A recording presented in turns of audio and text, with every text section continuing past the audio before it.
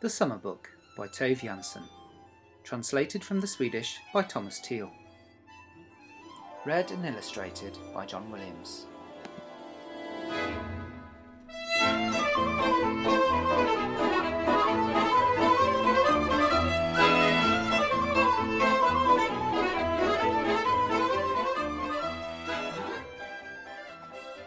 The Cat. It was a tiny kitten when it came, and could drink its milk only from a nipple. Fortunately, they still had Sophia's baby bottle in the attic. In the beginning, the kitten slept in a tea cosy to keep warm, but when it found its legs, they let it sleep in the cottage in Sophia's bed. It had its own pillow next to hers. It was a fisherman's cat, and it grew fast. One day it left the cottage and moved into the house, where it spent its nights under the bed in the box where they kept the dirty dishes. It had odd ideas of its own even then. Sophia carried the cat back to the cottage and tried hard as she could to ingratiate herself, but the more love she gave it, the quicker it fled back to the dish box. When the box got too full, the cat would howl and someone would have to wash the dishes. Its name was Ma Petite, but they called it Moppy. "It's funny about love," Sophia said.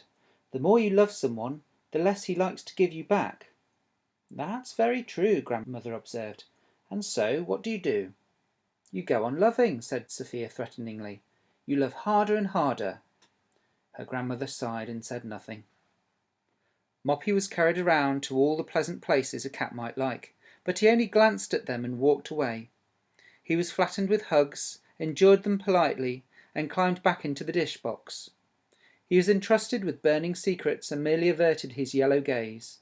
Nothing in the world seemed to interest this cat but food and sleep. "You know," Sophia said, "sometimes I think I hate Moppy. I don't have the strength to go on loving him, but I think about him all the time."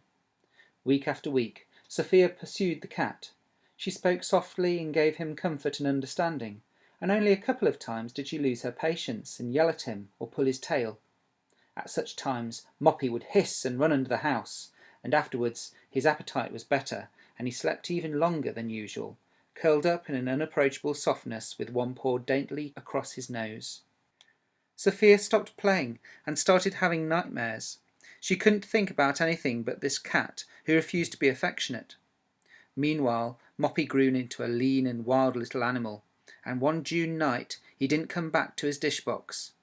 In the morning he walked into the house and stretched, front legs first and his rear end up in the air. Then he closed his eyes and sharpened his claws on the rocking chair, after which he jumped upon the bed and went to sleep. The cat's whole being radiated calm superiority. "He's started hunting," Grandmother thought. She was right. The next morning the cat came in and placed a small dusky yellow bird on the doorstep. Its neck had been deftly broken with one bite, and some bright red spots of blood lay prettily on the shiny coat of feathers. Sophia turned pale and stared fixedly at the murdered bird. She sidled past Moppy, the murderer, with small forced steps, and then turned and rushed out. Later, Grandmother remarked on the curious fact that wild animals, cats for example, cannot understand the difference between a rat and a bird. "Then they're dumb," said Sophia curtly. "Rats are hideous and birds are nice.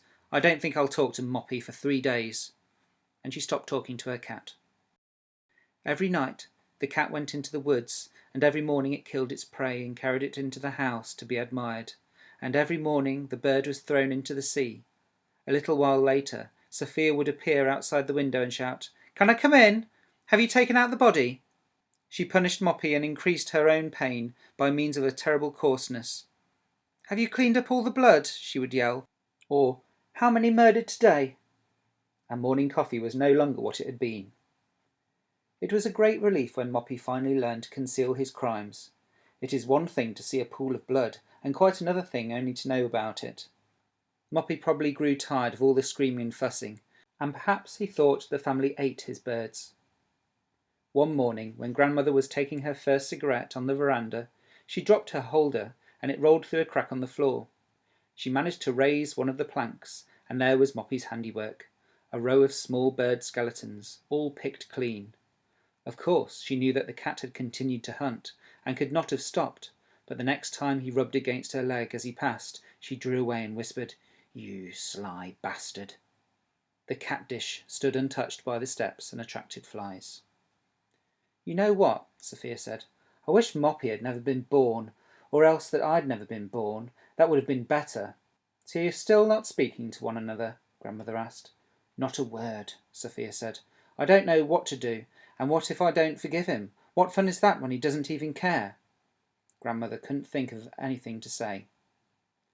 Moppy turned wild and rarely came into the house. He was the same colour as the island, a light yellowish grey, with striped shadings like granite, or like sunlight on a sandy bottom. When he slipped across the meadow by the beach, his progress was like a stroke of wind through the grass. He would watch for hours in the thicket, a motionless silhouette, two pointed ears against the sunset, and then suddenly vanish, and some bird would chirrup, just once. He would slink under the creeping pines, stroked by the rain and lean as a streak. As he would wash himself voluptuously, then the sun came out. He was an absolute happy cat, but he didn't share anything with anyone. On hot days he would roll on the smooth rock, and sometimes he would eat grass and calmly vomit his own hair the way cats do. And what he did between times no one knows. One Saturday the Overgaards came round for coffee. Sophia went down to look at their boat. It was big, full of bags and jerrycans and baskets, and in one of the baskets was a cat meowing. Sophia lifted the lid, and the cat licked her hand. It was a big white cat with a broad face. It kept right on purring when she picked it up and carried it ashore. "So you found the cat," said Anna Overgaard. "It's a nice cat, but it's not a mouser, so we thought we'd give it to some friends." Sophia sat on the bed with the heavy cat on her lap. It never stopped purring. It was soft and warm and submissive. They struck a bargain easily, with a bottle of rum to close the deal. Moppy was captured, and never knew what was happening until the Overgaard's boat was on its way to town. The new cat's name was Fluff. It ate fish and liked to be petted. It moved into Sophia's cottage and slept every night in her arms, and every morning it came in to the morning coffee, and slept some more in the bed beside the stove. If the sun was shining, it would roll on the warm granite. "Not there!" Sophia yelled. "That's Moppy's place!" She carried the cat a little farther out, and it licked her on the nose and rolled obediently in the new spot. The summer grew prettier and prettier, a long series of calm blue summer days. Every night Fluff slept against Sophia's cheek. "It's funny about me," Sophia said. "I think nice weather gets to be boring." "Do you?" her grandmother said. "Then you're just like your grandfather. He likes storms too." But before she could say anything else about grandfather, Sophia was gone. And gradually the wind came up, sometime during the night, and by morning there was a regular southwester spitting foam all over the rocks. "Wake up," Sophia whispered. "Wake, precious, there's a storm." Fluff purred and stretched warm, sleepy legs in all directions. The sheet was covered with cat hair. "Get up!" Sophia shouted. "It's a storm!" But the cat just turned over on its broad stomach, and suddenly Sophia was furious. She kicked open the door and threw the cat out in the wind and watched how it laid its ears back, and she screamed, "Hunt! Do something! Be like a cat!" And then she started to cry and ran to the house room and banged on the door. "What's wrong now?" Grandmother said. "I want Moppy back," Sophia screamed. "But you know how it'll be," Grandmother said. "It'll be awful," said Sophia gravely. "But it's Moppy I love." And so they exchanged cats again.